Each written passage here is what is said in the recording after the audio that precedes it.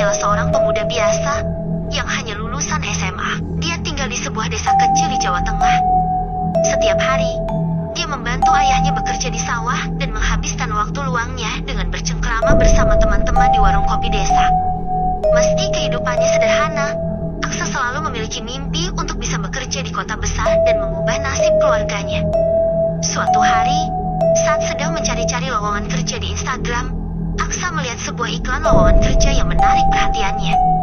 Iklan itu menawarkan posisi sebagai penjaga stasiun kereta di Jakarta. Gajinya lumayan, dan fasilitas yang ditawarkan cukup menjanjikan. Pikirannya langsung melayang membayangkan kehidupan di Jakarta dengan gedung-gedung tinggi dan hiruk-pikuk kota yang ramai. Wah, pasti keren sekali jika dia diterima bekerja di sana. Dia pasti akan membuat teman-temannya iri padanya, karena mereka semua hanya bisa tinggal di desa yang terpencil, minim akses, dan setiap hari hanya itu-itu saja kegiatan mereka, tidak ada mengalami perubahan hidup yang signifikan. Ya paling, perubahannya kalau sudah kawin. Aksara tidak mau menghabiskan sisa hidupnya hanya tinggal di satu lingkungan saja. Dia tahu, dunia ini luas. Maka dia ingin pergi ke tempat-tempat yang belum pernah dijangkau olehnya selama ini. Setelah melihat-lihat syarat lamaran dan job desk pekerjaannya, Aksa pikir sepertinya dia bisalah untuk coba-coba melamar. Lalu, Aksa pun dengan segera menghubungi nomor kontak yang tertera di iklan tersebut dan mendapat informasi lebih lanjut tentang syarat dan cara melamar pekerjaan itu. Dia pun mempersiapkan berkas-berkas yang diperlukan. Surat lamaran, riwayat hidup, fotokopi ijazah, dan pas foto. Dengan penuh semangat, dia mengirimkan lamaran kerjanya melalui email HR di perusahaan. Hari demi hari berlalu, Aksa terus menunggu kabar dengan perasaan campur aduk. Padahal ini baru seleksi berkas, tapi Aksa sudah sangat deg-degan menanti kabarnya. Sudah 2 minggu, tapi Aksa tak kunjung mendapatkan kabar. Perlahan-lahan, dia mulai ikhlas mengubur asanya untuk pergi bekerja di Jakarta. Ya, dia sadar, dia hanya pemuda desa tamatan SMA. Pastilah di luar sana ada orang lain yang memiliki spek pendidikan yang lebih tinggi darinya. Apalagi ini Jakarta kan? Ya sudah, tidak apa-apa.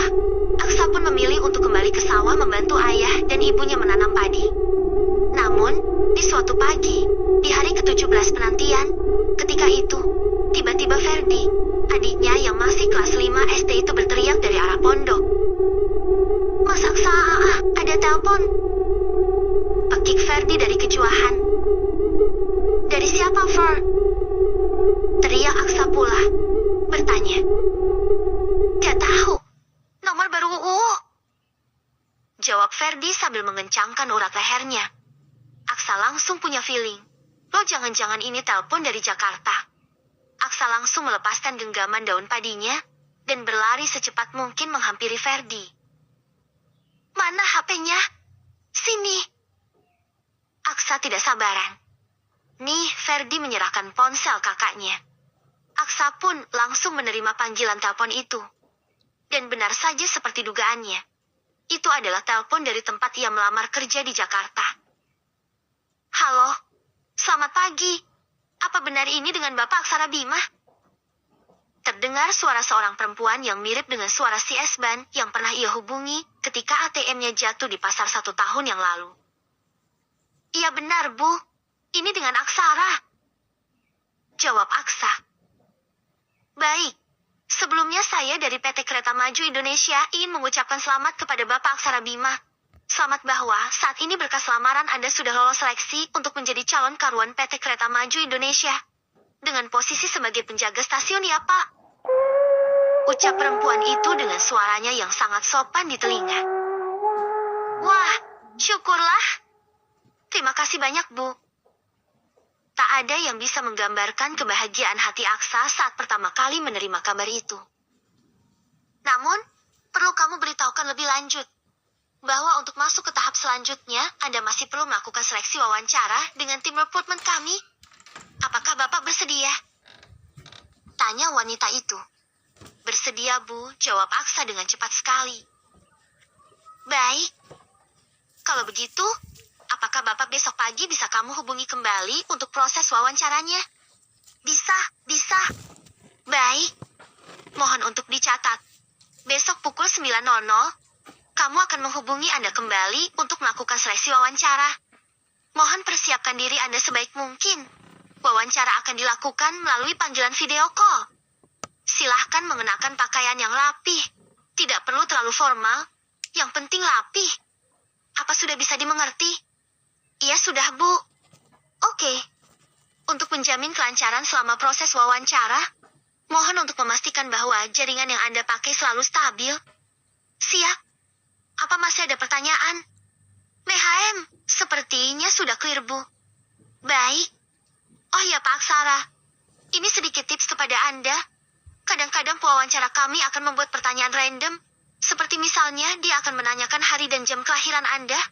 Mohon untuk menjawab semua pertanyaan itu dengan jujur ya. Jawaban yang tidak jujur bisa terbaca oleh tim mikroekspresi kami. Jetty harap menjawab semua pertanyaan dari tim kami dengan sebenar-benarnya. Wanita itu memberitahu Aksa. Oh gitu ya, Bu. Baik, Bu. Terima kasih banyak untuk tipsnya. Ucap Aksara berterima kasih. Jika sudah tidak ada pertanyaan lagi, maka telepon ini akan segera saya akhiri. Cukup, Bu. Baik. Selamat siang. Selamat beraktivitas kembali. Haf, Aksara langsung menghela napas. Padahal cuma telepon pemberitahuan untuk ikut tes wawancara, tapi sudah semenguras tenaga ini rasanya. Gimana kalau sudah wawancara sungguhan besok? Aksara sudah deg-degan mulai dari detik itu juga. Malam pun akhirnya tiba.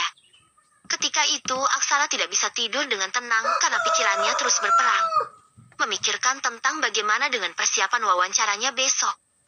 Malam terlalu sunyi. Maka yang tersisa hanyalah lengkingan suara jangkrik dan hewan-hewan kecil lainnya khas pedesaan menemani jantung Aksara yang penuh dengan kegaduhan. Entah sudah yang keberapa kalinya Aksa menonton video tips-tips wawancara kerja, cara menjawab pertanyaan, cara menanggapi pertanyaan yang sulit dijawab, cara tersenyum, intonasi suara. Dia cari juga di Google, pertanyaan-pertanyaan yang sering ditanyakan oleh HRD. Pokoknya dia tidak ada henti-hentinya belajar karena dia benar-benar ingin mendapatkan pekerjaan ini agar dia bisa pergi ke Jakarta. Setelah ia berkutat dengan gaduhnya malam, tak terasa, matahari pun akhirnya terbit. Sepanjang waktu sambil menunggu ponselnya berdering, Aksara selalu berdoa, semoga segala urusannya hari ini dilancarkan. Lalu, benar saja, seperti janji orang yang menelponnya kemarin. Tepat pukul 9 sebuah panggilan video masuk ke ponselnya. Aksara berdoa semoga jaringannya tidak ngadat-ngadat. Halo, selamat pagi Pak Aksara. Sapa seorang laki-laki parubaya memakai seragam putih khas kepala stasiun. Ya, selamat pagi Pak. Aksara menjawab sapaan itu dengan sedikit gugup. Baik, langsung saja ya kita mulai wawancaranya. Lelaki itu sama sekali tidak berbasa-basi. Baik Pak, jawab Aksara sambil deg-degan. Lelaki itu pertama-tama mengenalkan dirinya sebagai Tamas.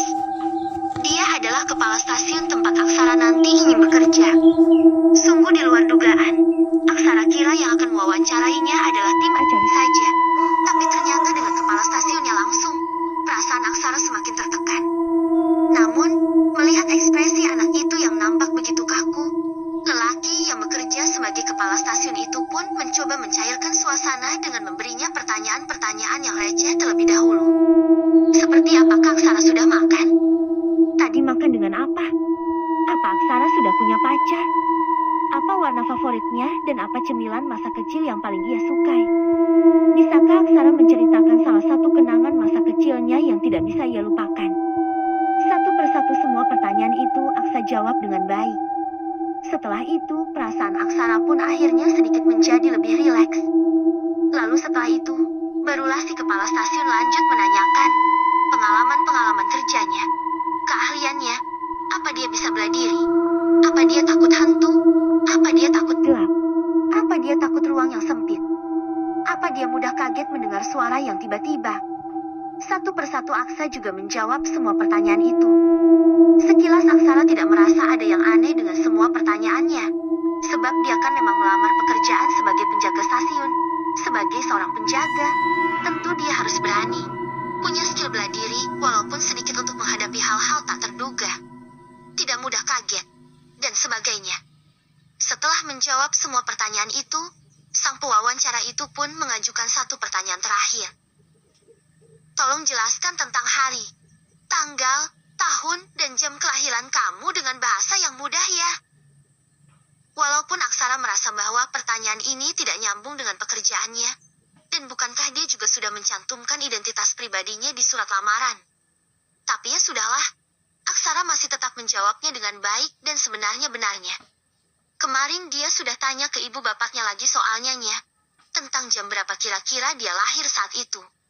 Aksara melihat wajah si kepala stasiun yang nampak senyum sumringah mengakhiri wawancara mereka hari ini. Senyuman itu seolah membawa sedikit harapan bagi Aksara. Semoga hasilnya menjadi baik dan dia dapat bekerja di Jakarta seperti impiannya. Dan dengan sangat-sangat tidak terduga, sore harinya, Aksara sudah mendapatkan kabar dari pihak Kereta Maju Indonesia bahwa dia diterima bekerja sebagai penjaga stasiun di Jakarta. Wah, tak alang kepalang Aksara langsung cingkrak-cingkrak sambil memeluk adiknya Ferdi, yang masih on the way remaja itu. Dia senang sekali dan langsung berlari ke tengah sawah, memberitahu ayah dan ibunya bahwa dia dapat pekerjaan di Jakarta. Mendengar hal itu dari sang anak, orang tua Aksara pun turut merasa senang. Karena mereka tahu, dari dulu, Aksara memang punya cita-cita untuk bisa dapat pekerjaan di kota besar. Tames, sudah kamu pastikan kalau anak itu sesuai dengan permintaan Ibu Ratu? Sudah, Ayahanda. Saya